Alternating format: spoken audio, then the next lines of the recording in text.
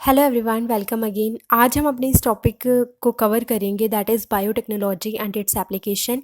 ये हमारा 12th का बायोटेक्नोलॉजी यूनिट का एक ऐसा चैप्टर है जिसमें हम इससे पहले वाले चैप्टर के अंदर बायोटेक्नोलॉजी के बारे में डिटेल में पढ़ते हैं और उसके बाद बायोटेक्नोलॉजी से रिलेटेड जितनी भी एप्लीकेशंस होती हैं उनके बारे में हम इस चैप्टर में डिटेल में पढ़ते हैं। ठीक है, तो बायोटेक्नोलॉजी एक ऐसा वर्ड है जहाँ पे आप टेक्निक का यूज़ करते हो लिविंग ऑर्गेनिज्म को मॉडिफाई करने के लिए।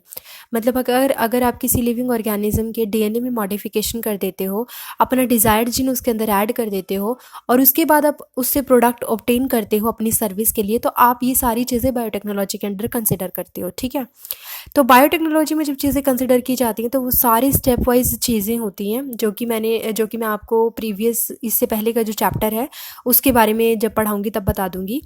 बट आज हम सिर्फ बायोटेक्नोलॉजी और उससे रिलेटेड एप्लीकेशंस के बारे में बात कर रहे हैं कि इंडस्ट्रियल लेवल पर कितने सारे प्रोडक्ट हैं जो बायोटेक्नोलॉजिकली बनाए जा सकते हैं। देखो, जब बायोटेक्नोलॉजी से डील आप करते हो तो आपको 3 क्रिटिकल रिसर्च एरिया के बारे में जानना ज़रूरी है जो बायोटेक्नोलॉजी का इंपॉर्टेंट पार्ट बनाते हैं। फर्स्ट फर्स्ट होता है आपका, आप बायोटेक्नोलॉजी से एक ऐसा प्रोडक्ट, ऐसा एंजाइम, एक ऐसा कैटलिस्ट जो है तैयार करते हो जो आपके लिए बेस्ट होना चाहिए। मतलब अगर आप बायोटेक्नोलॉजी का यूज़ करके कोई बेकार चीज़ बना रहे हो तो आपकी बायोटेक्नोलॉजी का कोई फ़ायदा नहीं होता। इसीलिए अगर मैं इंसुलिन जीन की बात करूँ, पॉपुलेशन बहुत ज़्यादा बढ़ गई तो डायबिटिक पेशेंट की जो डायबिटिक पेशेंट थे वो भी बहुत ज़्यादा बढ़ गए। ऐसी कंडीशन में इंसुलिन जीन की कमी होने लग गई। तो अगर इंसुलिन जीन को आप हाई अमाउंट में प्रोड्यूस करवाते हो जो कि ऑर्गेनिज्म के लिए बेटर सर्वाइवल में हेल्प करता है, तो आप बोल सकते हो कि आप एक बेस्ट कैटलिस्ट जो है वो प्रोवाइड करवा रहे हो। ठीक है, आप ऑर्गेनिज्म में चेंज करके बेस्ट कैटलिस्ट को प्रोवाइड करवा सकते हो with the help of biotechnology. इसी तरह आप बायोटेक्नोलॉजी का यूज़ करने के लिए कई बार माइक्रोब को एज अ होस्ट यूज़ करते हो और फिर प्योर एंजाइम उनसे ऑब्टेन करते हो। आपने जो एंजाइम निकाला है, जो भी आप उसमें से चीज़ें माइक्रोब में से या प्योर एंजाइम जो आप रिमूव करते हो अपनी बायोटेक्नोलॉजी का यूज़ करके, अगर आपको उसको फर्दर ग्रो करवाने के लिए ऑप्टिमल कंडीशंस ही नहीं पता होंगी तो आप उससे और ज़्यादा अमाउंट ऑब्टेन नहीं कर सकते। इसीलिए इंजीनियरिंग के थ्रू आपको ये पता होना चाहिए कि वो उस कैटलिस्ट जो आपने रिमूव किया है या जो आपने हाई अमाउंट में प्रोड्यूस करवाया है बाय बायोटेक्नोलॉजी, वो किस तरीके से उसकी ऑप्टिमल कंडीशन है, वो सबसे ज़्यादा अमाउंट किस कंडीशन में आपको देता है। उसके बाद थर्ड कंडीशन आपके पास आती है कि डाउन स्ट्रीम प्रोसेसिंग क्या है उस प्रोटीन को प्योरीफाई करने के लिए। कहने का पूरा मतलब ये है कि आपको पहले अपने डिज़ायर्ड जीन को पहचानना होता है बायोटेक्नोलॉजी में, जिसको आपको लार्ज अमाउंट में ग्रो करवाना है। पहले आप उसको पहचानोगे, उसके बाद आप उसको इंजीनियरिंग की हेल्प से उसकी पूरी ऑप्टिमल कंडीशंस का आपको पता होना चाहिए। फिर आप उसको डाउन स्ट्रीम प्रोसेस में लेके चलोगे। डाउन स्ट्रीम प्रोसेस का मतलब होता है आइसोलेट करना अपने प्रोडक्ट को एंड देन उसको प्योरीफाई करके पैकेजिंग करके मार्केटिंग कर देना। ये होता है आपका डाउन स्ट्रीम प्रोसेसिंग। ठीक है, तो ये चीज़ें आपके पास होनी चाहिए। अब हम डायरेक्टली बायोटेक्नोलॉजी के एप्लीकेशंस पे आ जाते हैं। हम डिफरेंट फील्ड में इसकी बायोटेक्नोलॉजी के एप्लीकेशन स्टडी करते हैं। जैसे कि हम एग्रीकल्चर में स्टडी करते हैं मेडिसिन, जिसको आप थेराप्यूटिक बोल देते हो। ट्रांसजेनिक एनिमल्स बहुत सारे बनाए गए हैं with the help of biotechnology, जिनको आप जेनेटिकली मॉडिफाइड ऑर्गेनिज्म भी बोल देते हो। बट ये सब चीज़ें करते करते बहुत सारे इथिकल इश्यूज रेज हो जाते हैं, जिसकी वजह से मतलब आप बोल सकते हो कि ये सारे इशू जो हैं ये बहुत आपकी जो जेनेटिकली मॉडिफाइड ऑर्गेनिज्म उनको उनके लिए बहुत हार्मफुल होते हैं। ठीक है, इथिकल इश्यूज जैसे कि हम बोल देते हैं कि हर किसी चीज़ को सर्वाइव करने का राइट होता है। अगर वो ऑर्गेनिज्म लिविंग है और आप उसको अपने प्रोडक्ट के लिए एज अ फैक्ट्री यूज़ कर रहे हो तो वो एक गलत चीज़ है। उसके पास खुद का राइट है सर्वाइव करने का, तो इसीलिए इथिकल इश्यूज रेज होते हैं। अगर एग्रीकल्चर की हम बात करें तो एग्रीकल्चर में बहुत सारी ऐसी एप्लीकेशंस हैं, लाइक बीटी कॉटन जो कि यूज़ करके बनाई गई थी, बायोटेक्नोलॉजी का यूज़ करके बनाई गई थी। उसके अलावा golden rice, flavour saver tomato. RNA interference एक ऐसी मैकेनिज्म थी जो टोबैको के लिए यूज़ की गई थी। टोबैको में जो अमाउंट था उसको इंक्रीज़ करने के लिए आप बोल सकते हो उसको उसके डिफेंस मैकेनिज्म के लिए आरएनए इंटरफेरेंस को यूज़ किया जाता था। मैं बाद में बताऊंगी ये सारी चीज़ें डिटेल में कि ये होती क्या है। अगर हम थेराप्यूटिक के लिए देखें तो थेराप्यूटिक में आपके पास ह्यूमुलिन होता है। जीन थेरेपी का एक केस था जिसमें आप जीन को एडिशन या जीन को सब्सट्रैक्ट करके एक नॉर्मल जीन बना सकते हो। उसके अलावा मॉलिक्यूलर डायग्नोसिस, ये भी सारा आपका मेडिसिन से रिलेटेड होता है। मॉलिक्यूलर डायग्नोसिस का मतलब है कि आपको पहले किसी बीमारी को डिटेक्ट करना होता है, उसके लिए आप डिफरेंट टेक्निक यूज़ करते हो। लाइक अगर हम एड्स की बात करें तो एड्स को डिटेक्ट करने के लिए एलाइजा होता है। इसी तरह अगर हम किसी जीन को हमें डिटेक्ट करना है उसके अर्ली स्टेज में, तो आप पीसीआर जो है, किसी डिजीज़ को अगर आप डिटेक्ट करना चाहते हो तो उस डीएनए सेगमेंट को आप पीसीआर के थ्रू एम्पलीफाई करवा देते हो ताकि आपके कम अमाउंट को भी वो डिटेक्ट कर सके। उसके अलावा ऑटो रेडियोग्राफी होती है। तो ये सारी चीज़ें होती हैं जो मॉलिक्यूलर डायग्नोसिस में आप यूज़ कर सकते हो। ट्रांसजेनिक एनिमल्स की अगर हम बात करें तो एटलीस्ट आज के टाइम में ज़्यादातर जो ट्रांसजेनिक एनिमल यूज़ होते हैं वो हमारे माइस होते हैं। अप्रॉक्सीमेटली 95% ट्रांसजेनिक एनिमल्स हमारे माइस होते हैं, ठीक है।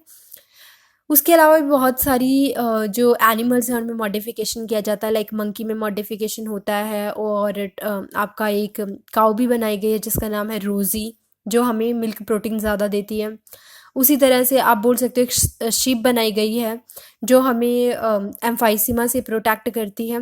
तो ये सी चीज़, उससे एक प्रोटीन रिलीज होती है जो एम्फाइसीमा से प्रोटेक्ट करती है। हम फर्दर पढ़ेंगे डिटेल में, ठीक है। तो ये सारी चीज़ें हम अपनी सर्विसेज के लिए बना रहे थे, लेकिन एंड में कुछ इथिकल इश्यूज हो जाते हैं। लाइक एक कंट्री दूसरी कंट्री की चीज़ें चुरा लेती है, कॉपीराइट ले लेती। कॉपीराइट इसीलिए हमें लगवाना पड़ता है हर किसी चीज़ के ऊपर, अदरवाइज कोई भी कंट्री किसी भी चीज़ को अपना मान के मार्केटिंग करना शुरू कर देगी। तो इसीलिए बायो पायरेसी, बायो पेटेंट, ये सारी चीज़ें हमारे पास सामने आई। ये इथिकल इश्यूज़ के बाद ही हमारे पास आई थी। तो इसीलिए सबसे पहले कोई प्रोडक्ट अगर बन गया है तो उसको मार्केट में ले जाने के लिए आपको एक कमेटी की ज़रूरत होती है। वो कमेटी हमारी जो ग्लोबली है, that is genetically engineered approval committee. Genetically engineering approval committee मतलब जितने भी मॉडिफिकेशन होते हैं ऑर्गेनिज्म के अंदर, वो पहले उस कमेटी के पास जाते हैं। अगर उनको लगता है कि इसमें किसी तरह का कोई भी हार्म नहीं किया गया है किसी भी ऑर्गेनिज्म को, सेकेंडली आपका कंसेप्ट पूरी तरह से नया है, नोवल है, इसको कहीं से चुराया नहीं गया है, और थर्डली ये ह्यूमन के बेनिफिट के लिए काम कर रहा है, तो ऐसी कंडीशन में वो कमेटी जो होती है वो आपके प्रोडक्ट को अप्रूव कर देती है। ओके तो इसीलिए इथिकल इश्यूज बहुत इंपॉर्टेंट होते हैं कि किस चीज़ को, कौन सा जो प्रोडक्ट बनाया गया है उस चीज़ में से कौन सी चीज़ को मार्केटिंग के लिए भेजना है और कौन सी चीज़ को मार्केटिंग के लिए नहीं भेजना है।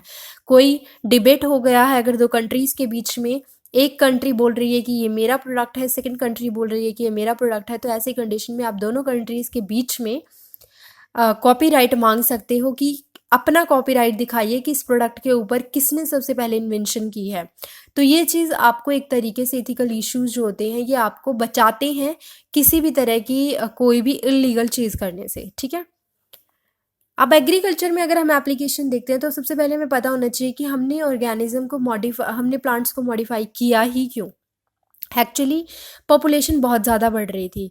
पॉपुलेशन बढ़ने की वजह से क्या प्रॉब्लम हो रही थी कि फूड की सप्लाई जो है वो प्रॉपर पॉपुलेशन तक नहीं पहुंच पा रही थी, क्योंकि फूड उतना ज़्यादा अमाउंट में ग्रो नहीं हो पा रहा था, फूड क्रॉप्स उतनी ज़्यादा ग्रो नहीं कर पा रही थी। तो 1960 के आसपास ग्रीन रेवोल्यूशन जो है MS स्वामीनाथन जी ने स्टार्ट किया था, 1970 आप बोल सकते हो। तो ग्रीन रेवोल्यूशन इन्होंने स्टार्ट किया था क्योंकि क्रॉप की बहुत ज़्यादा हाई डिमांड थी।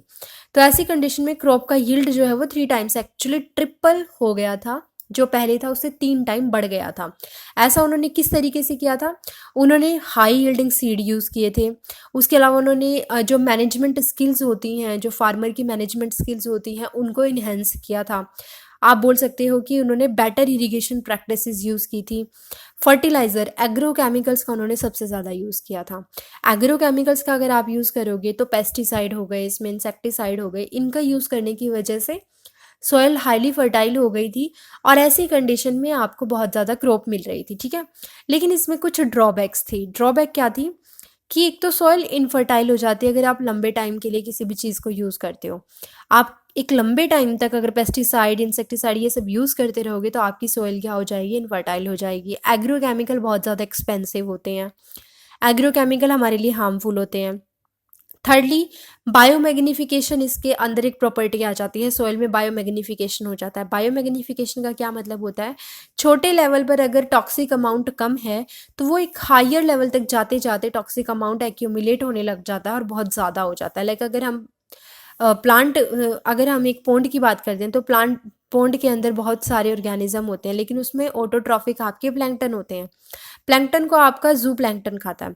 प्लैंकटन को अगर बनाने के लिए, प्लैंकटन को ग्रो करवाने के लिए आप फर्टिलाइजर यूज कर रहे हो तो वो टॉक्सिक अमाउंट फर्टिलाइजर का उस प्लैंकटन के अंदर चला जाता है।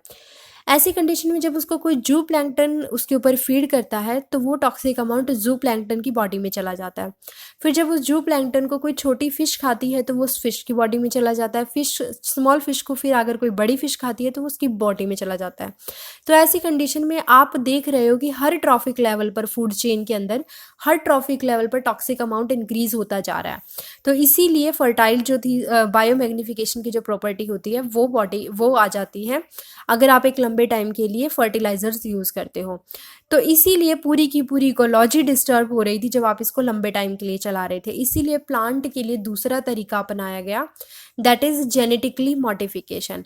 इवन ऑर्गेनिक फार्मिंग भी आजकल बहुत चलती है, लेकिन ऑर्गेनिक फार्मिंग का ये तरीका जो है ये बहुत ज़्यादा स्लो है। पॉपुलेशन एकदम फास्टली इंक्रीज हो रही है। ऐसी कंडीशन में आपको कुछ ऐसा चाहिए होगा जो फूड प्रोडक्ट को बहुत हाईली और बहुत स्पीडली ग्रो करवा सके। तो इसीलिए जो साइंटिस्ट हैं, जो फार्मर हैं, उन्होंने किसकी तरफ स्विच किया है, उन्होंने एग्रोकेमिकल प्रॉपर्टी जो होती है उस चीज़ को छोड़ के, एग्रोकेमिकल फर्टिलाइजेशन ये सब चीज़ें छोड़ के वो स्विच कर गए हैं जेनेटिकली मॉडिफाइड ऑर्गेनिज्म या जेनेटिकली मॉडिफाइड क्रॉप्स की तरफ। ठीक है, तो एग्रीकल्चर के लिए हम बोल सकते हैं कि जो प्लांट्स में हम क्यों करवाते हैं जेनेटिकली मॉडिफिकेशन, ताकि बढ़ती हुई पॉपुलेशन की फूड सप्लाई को मेंटेन किया जा सके। ठीक, तो इसीलिए नेक्स्ट क्लास में मैं इसके बारे में बताऊंगी कि जब आप एग्रीकल्चर के लिए जेनेटिकली मॉडिफाइड क्रॉप यूज़ करते हो तो उनमें किस तरीके के जीन आप ऐड कर सकते हो। जीन के ऐड करने के बाद आपके पास स्पेसिफिक टाइप के प्लांट क्रॉप्स बन जाती हैं, तो वो क्रॉप आप किस तरीके से अपने लिए यूज़ कर सकते हो।